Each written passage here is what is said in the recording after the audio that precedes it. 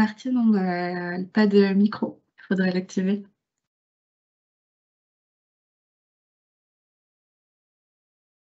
Bonjour à tous, bienvenue dans ce webinaire réservé aux grandes entreprises, spécialement sur le suivi des DSN. Je me présente, je suis Martine Duc, donc je suis responsable du secteur des grandes entreprises dans la région Rhône-Alpes. Je serai accompagnée aujourd'hui de Dominique Marotta, qui est responsable d'unité, de Nathalie Carteret, qui est la cadre technique sur une des unités de ce segment, et de Corinne Konieska, qui est cadre technique au pôle d'expertise régionale. Je vous rappelle que ce webinaire sera enregistré, donc vous pourrez le voir en replay. Vous avez aussi la possibilité, bien sûr, de poser vos questions directement sur le côté dans l'onglet Conversation. Autre point, bien sûr, important, donc le sommaire. Les points que nous allons voir aujourd'hui, c'est sur la cinématique importante sur le nouveau compte-rendu métier qui va évoluer jusqu'en 2024. Un nouveau dispositif qui s'appelle le suivi DSN, qu'on va vous présenter. Un petit rappel sur la gestion des déclarations et le suivi des échéances, pardon. Un mot sur le bonus-malus, qui est un nouveau dispositif qui a été mis en place depuis septembre. Et enfin, on terminera par quelques rappels sur la DOTH et les nouveautés à venir sur l'année 2023. Je vous souhaite un bon webinaire. Je passe la main à Dominique Marotta. Merci Martine. Bonjour à mesdames, bonjour messieurs. Donc Dominique Marotta, responsable de l'unité Grand Compte de l'URSSAF de la région Rhône-Alpes sur le site de Vénissieux. Je vais donc vous présenter le déploiement progressif des nouveaux comptes rendus métiers, en abrévié CRM, et ce pour l'année 2023, voire pour l'année 2024. Pour rappel, ce que vous connaissez déjà et par conséquent pour l'année 2022. Existence de comptes rendus métiers, de cotisations et de télépaiements. Ils sont donc transmis à chaque dépôt de DSN avant ou après la date d'exigibilité, et ce, instantanément.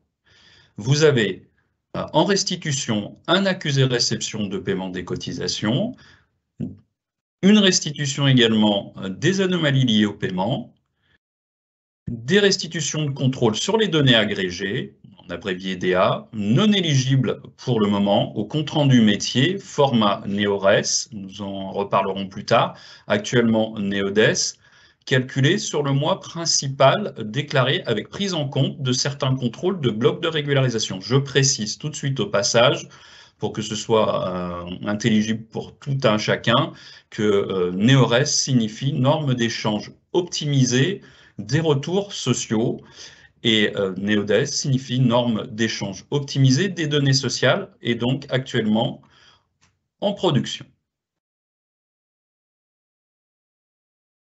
S'agissant de l'année 2022, toujours, vous avez pour les nouveautés, les nouveaux comptes rendus métiers non normalisés, à compter de la période d'emploi de septembre, c'est-à-dire pour les échéances des 5 et des 15 octobre 2022 qui viennent donc de se dérouler. Et cela suit effectivement pour les échéances qui ont suivi sur les mois de novembre et sur le mois de décembre de l'année 2022. Vous noterez que ces comptes rendus métiers intègrent des données nominatives de chacun de vos salariés. Ils sont transmis à chaque dépôt de DSN avant ou après la date d'exigibilité. Il restitue des anomalies liées aux données individuelles, déclarées par conséquent, liées à la cohérence des données individuelles vis-à-vis des données agrégées, toujours non éligibles au format NEORES que je vous évoquais précédemment, et donc prise en compte sur les données du mois principal déclaré. Des notifications courriels seront donc transmises ou sont déjà transmises aux abonnés du service suivi DSN si au moins une anomalie est détectée au moment du dépôt de la DSN, service suivi DSN qui vous sera présenté d'ailleurs par ma collègue à la suite de mon intervention. Pour l'année 2023, il y aura une mise en production des nouveaux comptes rendus métiers normalisés cette fois-ci. Donc, ces comptes rendus métiers normalisés seront délivrés 4 heures après la date de dépôt de la DSN, soit après dépôt de la DSN et avant exigibilité. Ce sera au format NeoRes que je vous ai évoqué précédemment, des comptes rendus portant sur les anomalies des données agrégées, des données individuelles et de la cohérence entre données individuelles et données agrégées concernant les cotisations et contributions URSSAF et concernant les contributions et cotisations Agirc-Arrco. Des contrôles immédiats transmis donc 4 heures au plus tard après le dépôt de la DSN et qui ont pour vocation d'accompagner à la correction et de permettre d'effectuer une déclaration dite annulaire en place en amont de l'échéance déclarative. Attention, les contrôles sur données individuelles et de cohérence entre données individuelles et données agrégées ne sont réalisés qu'à partir des données du mois principal déclaré. En abrévié, MPD, comme vous pouvez le lire sur le slide, et donc pas pour les blocs de régularisation des périodes antérieures. Les contrôles de données agrégées sont réalisés à partir des données du mois principal de déclaration et peuvent en revanche prendre en compte les blocs de régularisation. Des comptes rendus métiers également délivrés 5 jours après l'exigibilité, c'est la seconde partie du slide sur votre droite, pour accompagner toujours à la correction au plus tard 5 jours après le dépôt de la DSN, il y aura transmission du contrôle réalisé à partir des données du mois principal déclaré, avec prise en compte des blocs de régularisation de la DSN et avec comparaison des données issues de plusieurs DSN également. Donc, il faut comprendre ici que ce compte-rendu pourra, de façon éventuelle, reprendre les anomalies des autres DSN non résolues.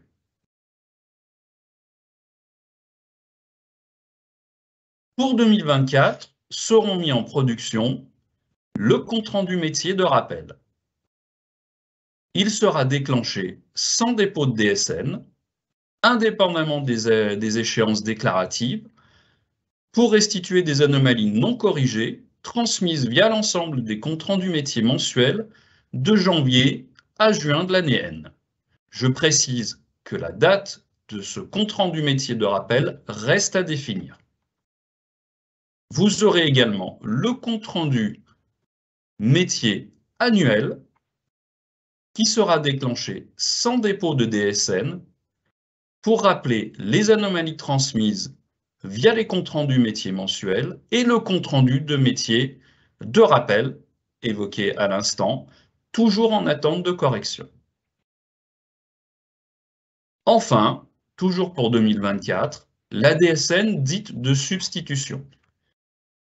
Il s'agira d'une émission de données substituées par l'URSSAF, émission en mai de l'année N+1 ou en juillet de l'année N+1. Ma présentation s'achève. Je transmets la parole à ma collègue Corinne Konieska qui vous présente le suivi DSN. Je vous remercie pour votre attention et je vous invite à poser vos questions ou à continuer à poser vos questions sur le fil de conversation. Le cas échéant, nous reviendrons vers vous dans une foire aux questions qui vous sera transmise pour effectivement une réponse complète. Oui, bonjour à tous. Merci Dominique. Donc Corinne Konieska, je vais donc vous présenter le suivi DSN. C'est un nouveau dispositif, un nouveau service. Je pense que vous avez dû déjà le tester, qui vous permet en fait de fiabiliser vos déclarations. C'est-à-dire que le réseau des URSSAF a souhaité déployer un nouvel outil qui est le suivi DSN, qui permet, dès que vous avez déposé votre DSN, de visualiser sur cet outil, à partir de cet outil, les anomalies qui ont été détectées dès le dépôt de votre DSN. De faciliter la lisibilité, de les consulter rapidement, bien les comprendre, c'est-à-dire c'est des anomalies qui vont être lisibles. Le retour d'anomalie va être lisible par vous-même. Et puis, ce dispositif va vous permettre aussi, on va vous permettre de vous accompagner dans la résolution de ces anomalies. Attention, cet outil ne permet pas la correction des anomalies, mais va vous permettre d'agir justement sur la correction des anomalies qui ont été détectées dès le dépôt de la DSN. Je viens de voir une question. En fait, vous recevez ces informations par mail, c'est-à-dire que vous allez recevoir un mail depuis le 23 novembre. Vous recevrez, dès que vous déposez votre DSN, vous allez recevoir un mail qui va vous indiquer qu'il y a des anomalies qui ont été détectées et qui va vous amener directement sur l'outil de suivi DSN. Voilà. Alors, vous l'avez bien compris que ce dispositif s'inscrit dans la volonté des pouvoirs publics, en fait, de déterminer les droits sociaux de chaque situation en fonction de chaque situation des salariés de votre entreprise. Tous les employeurs peuvent accéder et bénéficier de cet outil. Je vais d'ailleurs vous montrer comment accéder à cet outil, hein, et le détail, où vous verrez le détail de l'outil. Alors, quels sont les avantages? Vous l'avez bien compris, hein, c'est garantir, fiabiliser une collecte au plus juste des cotisations et des contributions, et puis aussi sécuriser les droits sociaux de vos salariés, et puis permettre d'identifier en temps et en heure, au plus près de l'erreur, les erreurs les anomalies qui sont identifiées, et vous allez pouvoir les corriger dans votre logiciel de paye. Soit vous pourrez les corriger immédiatement ou autrement les corriger sur la prochaine DSN en bloc de régularisation. Alors, comment accéder à ce service? Vous pouvez accéder à ce service par le menu supérieur de votre espace en ligne. Alors, ce qu'il faut savoir, c'est qu'à partir du moment où vous êtes inscrit, vous avez accès à votre compte en ligne, vous avez accès à l'ensemble des services de l'URSSAF. Donc, vous avez accès effectivement à cet outil. Donc, comment accéder si vous êtes abonné direct? Vous allez aller directement, les conditions d'accès, vous allez aller directement sur votre profil. Si vous avez la qualité d'administrateur, vous allez sur « Gérer les utilisateurs de l'espace ». Vous allez sur « Habilitation »,« Déclaration des cotisations ». Dans votre menu « Mon profil », bien évidemment, vous avez « Gérer la liste des services pour le SIRAN concerné ». Et vous voyez sur votre droite, vous avez la liste des services. En règle générale, on remarque que c'est déjà coché, hein, dans le tableau de bord suivi DSN. En revanche, s'il n'est pas coché, vous allez cocher ce tableau de bord suivi DSN pour pouvoir accéder à cet outil. En tant qu'abonné tiers déclarant, si vous êtes abonné en tant que déclarant, vous avez toujours pareil, vous allez sur l'habilitation déclaration de cotisation dans le menu Mon profil, gérer la liste des services, par contre, pour le SIRAN client concerné. Voilà comment accéder à ce dispositif, à ce petit outil. Quand vous allez arriver sur cet outil, voilà ce que vous allez voir. Alors, il met un moment à charger, effectivement, en fonction du nombre d'anomalies qui ont été détectées. Vous avez le statut de vos anomalies et est indiqué la dernière mise à jour. C'est intéressant parce que dès que vous avez déposé votre DSN, il va mettre la date à laquelle vous avez déposé votre DSN et la date à laquelle il a identifié des anomalies. Vous verrez un petit compteur. Vous avez, vous voyez, un petit cercle. Là, il y a différentes couleurs. Pourquoi 2 couleurs? Eh bien, les roses, dans notre cas présent, ça veut dire qu'il y a 50% des anomalies qui sont à traiter. Dès lors que vous avez déposé votre DSN, il y a 50% des anomalies qui sont encore à traiter. Et là, sur le côté jaune, vous avez donc 50% sont identifiés, 50% des anomalies qui vont être à traiter et qui seront effectivement dans votre synthèse de correction et qui seront à traiter. Ça s'est ajouté, ces 50% se sont ajoutés aux anomalies déjà existantes. Vous avez aussi, on vous indique, pardon, le pourcentage des individus qui sont impactés par ces anomalies. vous avez aussi le pourcentage d'anomalies qui ont un impact financier fort. En fait, on va indiquer les anomalies qui sont identifiées de manière forte et qui ont un réel impact financier. Et puis, vous avez aussi d'identifier l'écart financier qui a été identifié sur l'ensemble de vos DSN. Donc, vous avez 3 modes de vue de ces anomalies. Vous voyez sur l'écran par établissement, vous avez par individu et vous avez par typologie d'anomalie. Donc, si vous allez, alors on prend l'exemple des établissements. On voit qu'effectivement, dans notre exemple, il y a 3 établissements qui sont effectivement impactés par des anomalies. Vous allez cliquer sur le petit œil à droite et quand vous allez cliquer, vous allez voir l'ensemble des établissements pour lequel on a identifié des anomalies et vous allez voir les anomalies qui ont été identifiées. Et après, vous irez cliquer sur l'anomalie de l'établissement pour lequel il y a une anomalie. Et vous aurez la lisibilité de l'anomalie qui a été identifiée et la correction qui est à apporter. Pareil pour les individus, dans notre cas présent, là, il y avait 5 établissements qui étaient impactés par des anomalies. Et là, sur les individus, données individuelles, il y a 80 individus. Pareil, vous allez cliquer sur le premier salarié, vous allez voir l'anomalie qui a été détectée sur l'individu. Pour les typologies d'anomalies, vous souhaitez aller voir la typologie, essentiellement les typologies d'anomalies. Vous allez cliquer sur la première typologie d'anomalie. Vous aurez bien évidemment l'établissement qui est concerné en lien avec cette anomalie.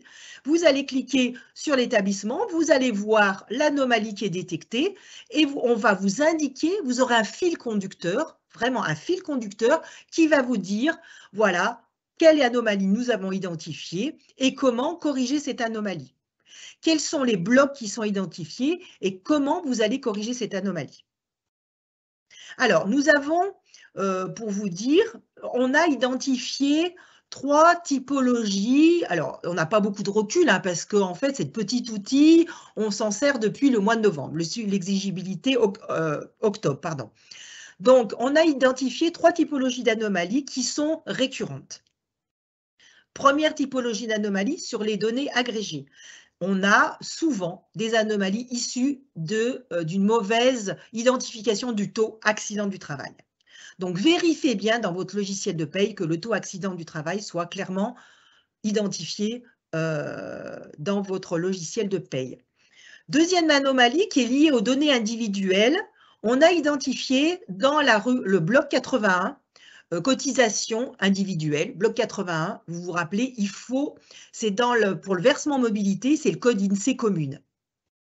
Le code INSEE commune ne doit pas être manquant. Donc ça, c'est important de bien l'identifier et de bien le positionner dans le bloc 81 de la DSN. 81, c'est code INSEE commune pour le versement mobilité. Troisième anomalie qui a été identifiée, c'est la dernière anomalie, enfin qui fait partie quand même du top 10 des anomalies, c'est la cohérence entre des données individuelles et données agrégées. On a remarqué sur la base assujettie, assurance chômage, code 07, on a remarqué qu'il y avait souvent des différences entre la base assujettie, quand on additionne cette base assujettie, et la masse agrégée que l'on retrouve sur le code type de personnel assurance chômage, code type 772. Voilà, pour le moment, les anomalies qui sont remontées au dépôt de la DSN. Alors, sachant que quand même, en 2023, comme l'indiquait mon collègue, il va y avoir une nouvelle norme et là, on va vérifier d'autres anomalies. Il y a 32 anomalies qui vont être vérifiées au 1er janvier 2023. Voilà. Alors, petit rappel, très important, allez bien sur votre compte en ligne, utilisez bien cet outil suivi DSN. C'est vraiment très important pour vous parce qu'actuellement, on fait des campagnes de fiabilisation sur des données qui sont souvent sur des périodes antérieures. Maintenant, avec cet outil, vous aurez en temps et en heure tout de suite les anomalies qui ont été identifiées lors du dépôt de la DSN. Et ça, c'est quand même clairement une évolution. Donc, je vous rappelle, depuis effectivement, un mail va signaler donc que la DSN va comporter des anomalies. Donc, ce mail va vous permettre d'aller directement, vous allez aller directement sur le suivi DSN. Voilà. Alors, pour le moment, je vous rappelle que si sur la DSN courante, que les anomalies sont remontées. Après, comme l'indiquait mon collègue, ça sera sur, effectivement, aussi sur les blocs de régularisation.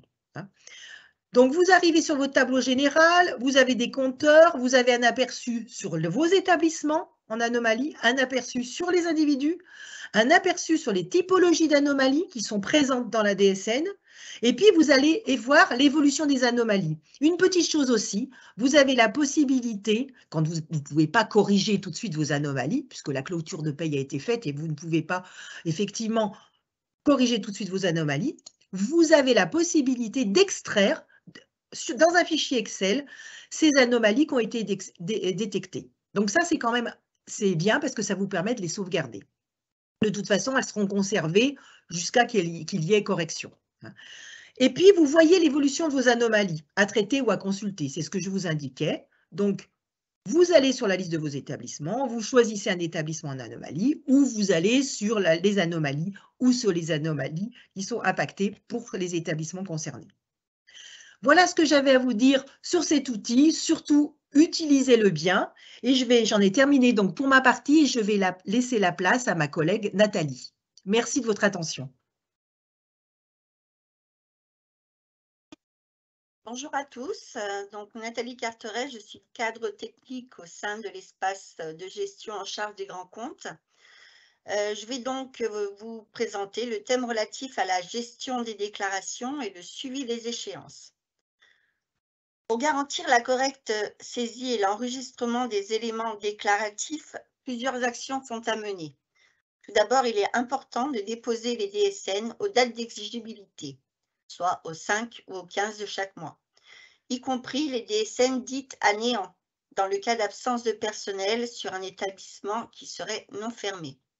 En effet, pour rappel, une déclaration manquante génère une taxation d'office avec application de pénalités et majoration de retard, ce qui a pour conséquence, entre autres, de bloquer la délivrance de l'attestation de vigilance.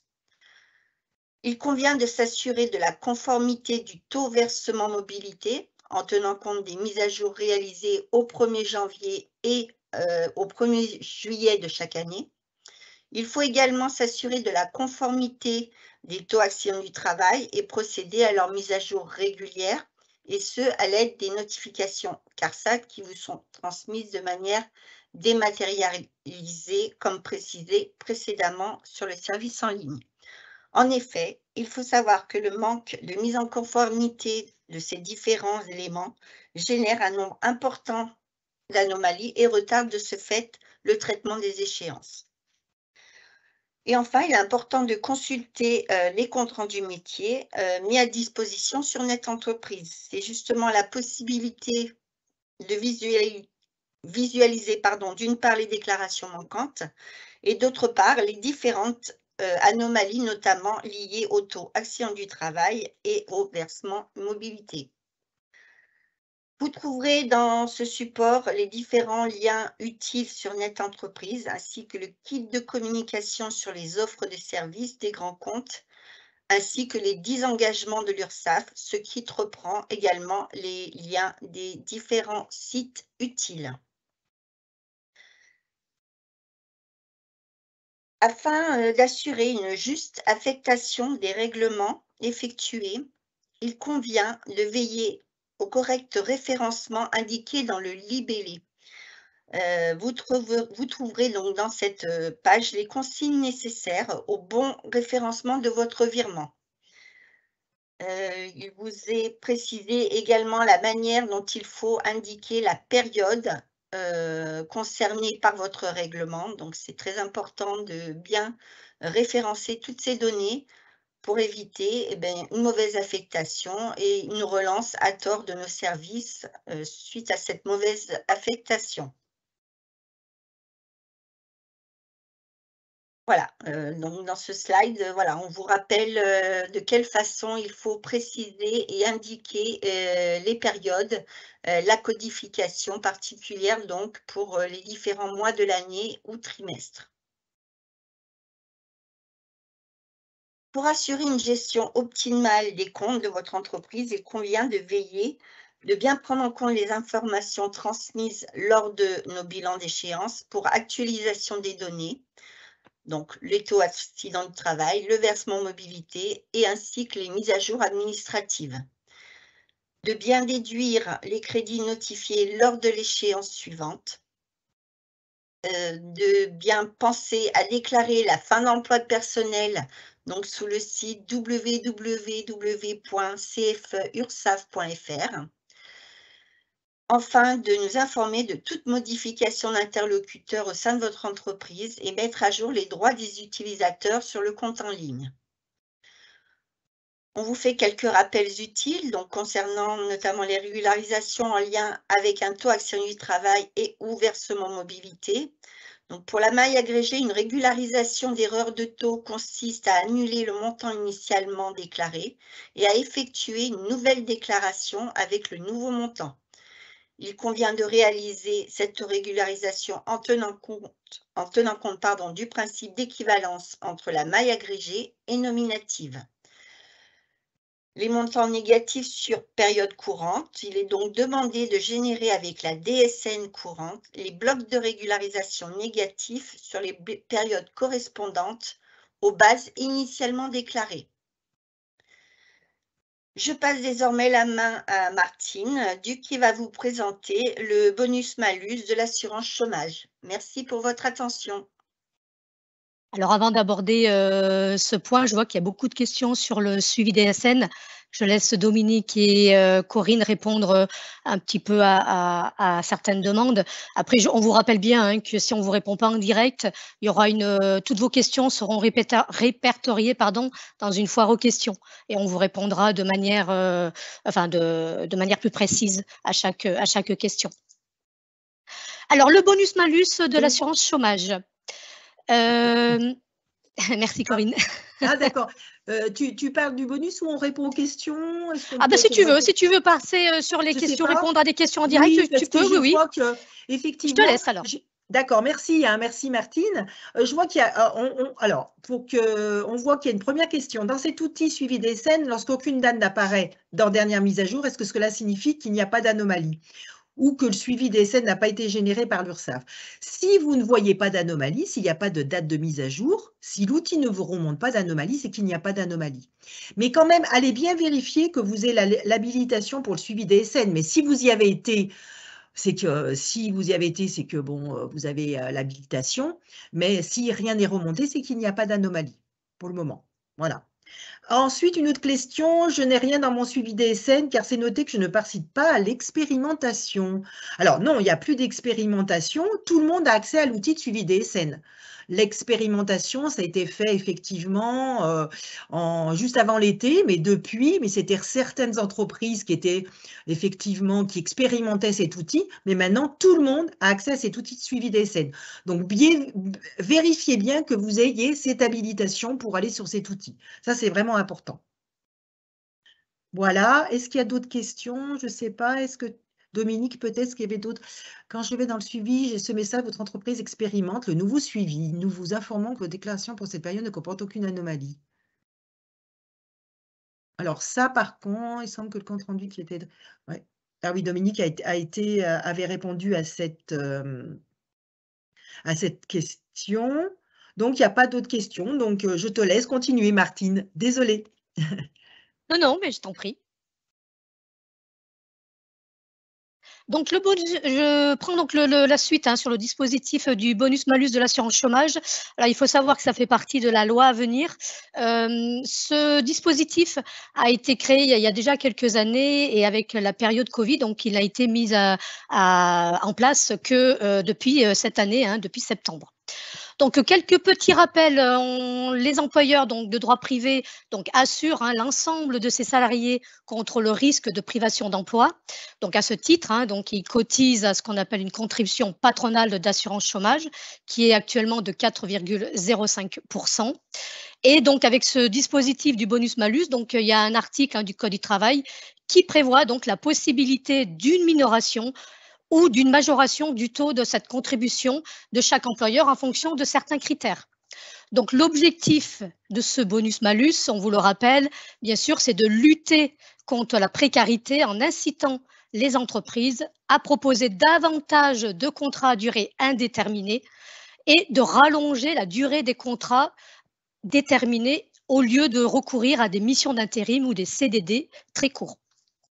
Donc, ce dispositif de bonus-malus consiste donc à moduler ce taux de la contribution patronale, donc soit à la hausse, là, c'est ce qu'on appelle un malus, soit à la baisse, donc là, vous avez un bonus avec un plancher du taux qui est de 3% et le plafond qui est de 5,05%. On vous a mis aussi dans ce slide un document du ministère du Travail qui avait été mis à disposition sous forme de questions-réponses pour avoir des précisions sur ce dispositif. Un petit rappel sur le périmètre d'application du bonus-malus. Donc, deux critères. Il faut être employeur de 11 salariés et plus, faire partie des secteurs d'activité qui ont été fixés par un arrêté du ministère chargé de l'emploi. Et donc là, on vous dit que c'est spécialement dans cet arrêté, il vous parle surtout que le taux de séparation moyen, alors ça c'est un jargon un peu connu dans les ministères, qui doit être supérieur justement à un seuil fixé par cet arrêté. Et donc, je vous précise, donc les secteurs d'activité, donc, il y en a 7. Il y a les fabrications de denrées alimentaires, de boissons, de produits à base de tabac. Le deuxième secteur, c'est les hébergements et la restauration. Le troisième secteur, c'est la production, la distribution d'eau, d'assainissement, la gestion des déchets et la dépollution. Le quatrième secteur, c'est le transport et l'entreposage. Le cinquième secteur, c'est la fabrication de produits en caoutchouc, en plastique et d'autres produits non métalliques. Et l'avant-dernier secteur, c'est le travail du bois, l'industrie du papier et l'imprimerie. Et enfin, le dernier secteur qui concerne toutes les activités spécialisées scientifiques et techniques. Pour précision, pour tenir compte des conséquences de la crise sanitaire, donc les employeurs les plus touchés par la crise, c'est-à-dire ceux qu'on dit qui relèvent du secteur S1, sont temporairement exclus du bonus-malus.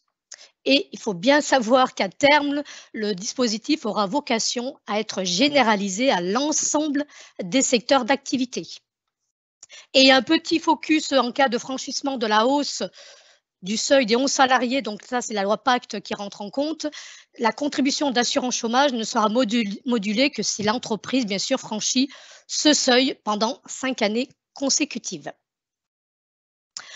Alors, ce fameux taux de contribution modulé, il faut savoir qu'il tient compte de 2 éléments.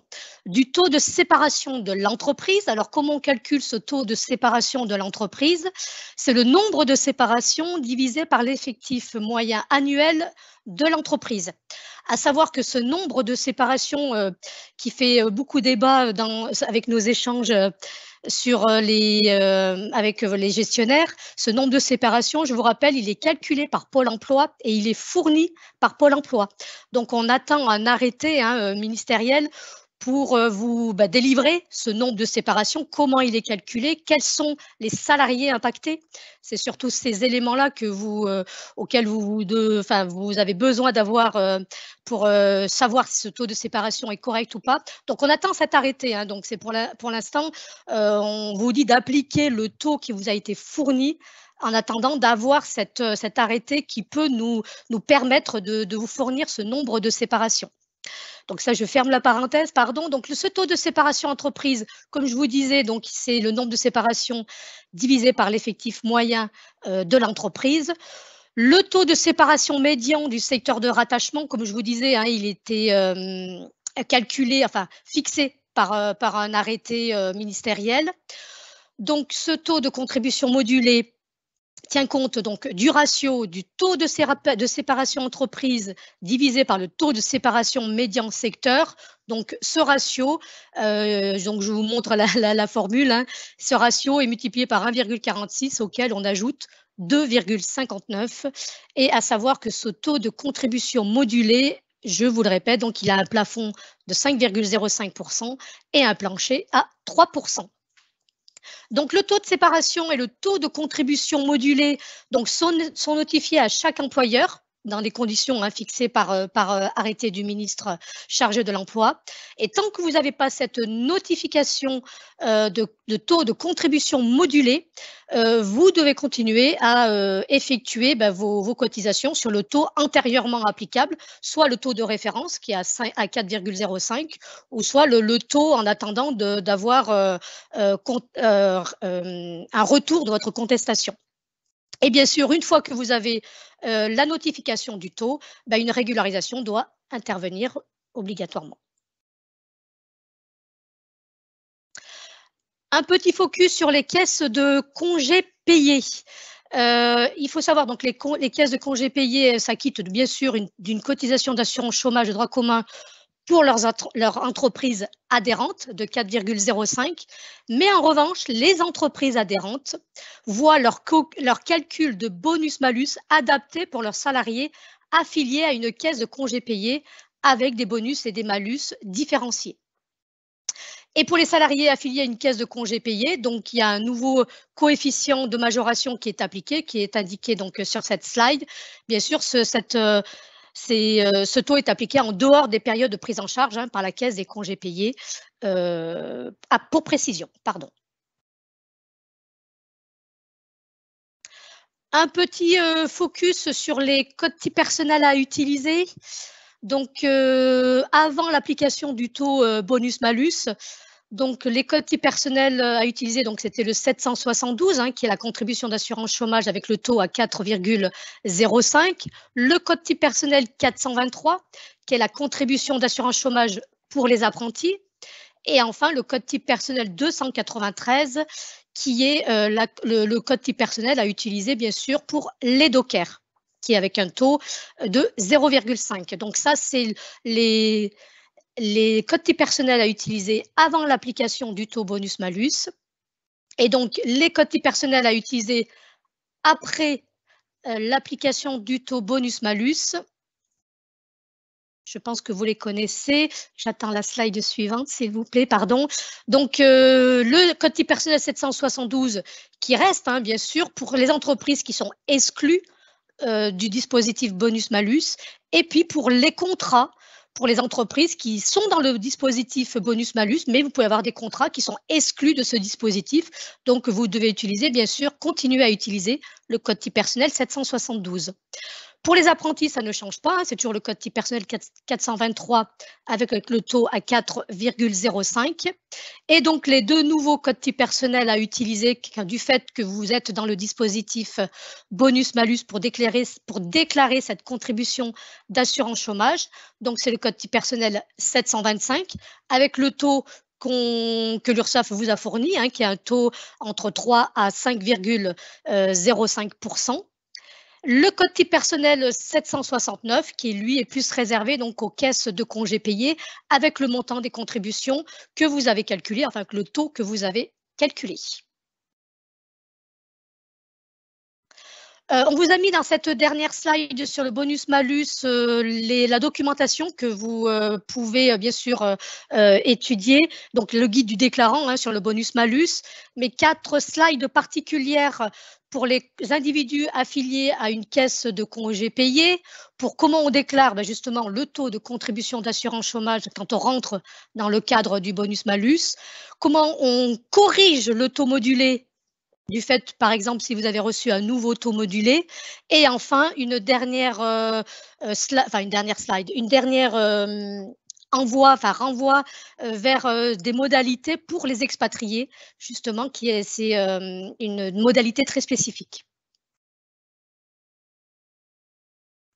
Je passe la parole donc pour les derniers points à ma collègue Corinne Konieska pour le rappel sur la DOTH. Je vous remercie.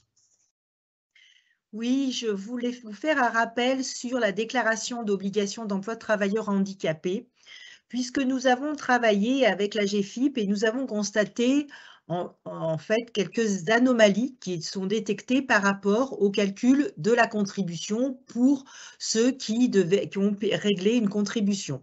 Alors, il y a eu des campagnes de fiabilisation, certains d'entre vous ont dû en recevoir. Première anomalie détectée, en fait, c'est dans le bloc 82, la contribution réelle due, hein, vous savez, vous indiquez dans les données nominatives, dans le bloc 82, il faut vraiment identifier la contribution brute avant déduction avec les déductions, ensuite la contribution nette avant écrêtement et après écrêtement, et ça donne la contribution réelle due. Il faut que cette contribution soit bien évidemment égale avec la contribution déclarée en données agrégées via le code type de personnel 730. Et là, ont été identifiées des anomalies, des différences entre ces deux zones. Deuxième anomalie, c'est sur le calcul de l'écrêtement. Petit rappel, en fait, comment se calcule l'écrêtement? Seules les entreprises qui ont constaté une augmentation de la contribution nette après déduction et avant écrêtement par rapport à la contribution qui a été réglée l'année précédente peuvent appliquer un écrêtement. C'est si vous constatez une hausse par rapport à l'année précédente que là, vous pouvez calculer cet écrêtement. Seulement dans ce cas-là. Donc, pour la contribution 2022, un petit rappel, la hausse, je parle toujours de la hausse, de la contribution par rapport à l'année précédente, elle sera réduite de 75%. Donc, pour la contribution 2022. Et puis, je vous rappelle aussi que l'exigibilité de la contribution d'obligation d'emploi de travailleurs handicapés est planifiée avec la DSN d'avril, exigible soit le 5 ou le 15 mai. Voilà pour ce qui concerne la déclaration d'obligation d'emploi de travailleurs handicapés. Alors, on voulait aussi vous faire part de quelques actualités législatives à mettre avec effet au 1er janvier 2023. Première chose quand même qui est importante, première actualité, augmentation du plafond de la sécurité sociale. Comme vous le savez, cette augmentation fait suite à 3 années quand même de stabilité. Donc, on vous a mis le lien dans le slide, vous allez trouver le lien pour aller voir les montants du plafond de la sécurité sociale au 1er janvier 2023. Et puis aussi, vous avez, à compter du 1er janvier 2023, il y a aussi une augmentation du taux de la contribution versement mobilité pour certaines zones géographiques. Donc, on vous a indiqué un petit lien aussi sur la lettre circulaire, puisqu'il est important d'aller bien vérifier votre taux versement mobilité. Je vous parlais tout à l'heure du versement mobilité du code INSEE commune dans les données individuelles, mais il ne faut pas oublier aussi d'aller modifier le taux de versement mobilité qui sera donc appliqué en fonction de la zone géographique au 1er janvier 2023. Donc, vous avez la possibilité, on vous a mis le lien sur la lettre circulaire, vous avez un petit PDF aussi que vous pourrez ouvrir et aller vérifier ce taux. Vous avez aussi un module de recherche sur ursaf.fr avec des tables de référence. Et elles seront mises à jour au 1er janvier 2023. Aussi, attention, ma collègue parlait tout à l'heure du taux accident du travail, la TMP. Si vous êtes concerné par une modification de ce taux, vous allez recevoir automatiquement une notification dématérialisée Bien-être entreprise qui va vous indiquer effectivement le nouveau taux à appliquer au 1er janvier 2023. Donc, vous devrez effectivement mettre à jour votre logiciel de paye afin qu'il soit bien pris en compte avec la DSN de janvier. Voilà, ça c'est vraiment important et ça évitera effectivement qu'on vous notifiera des anomalies qui seront à régulariser le mois suivant. Voilà. Alors, j'ai remarqué qu'il y avait on a essayé de répondre au mieux à vos questions. Il y avait, il me semble, une autre question, je ne sais pas si on y a répondu.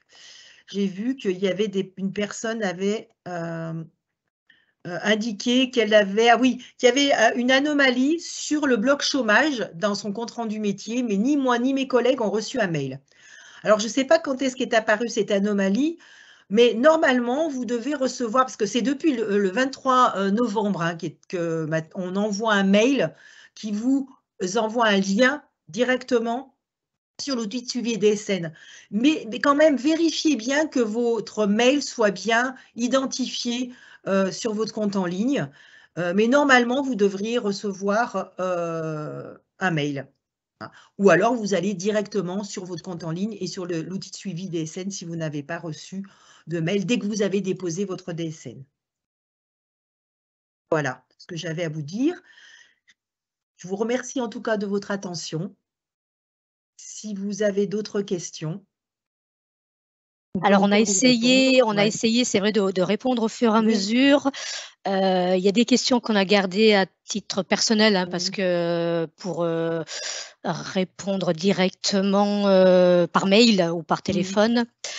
De toute façon, si on n'a pas répondu à toutes vos questions, hein, quand on vous rediffusera ce webinaire, il y aura toutes les questions dans une FAQ avec les réponses à apporter en face.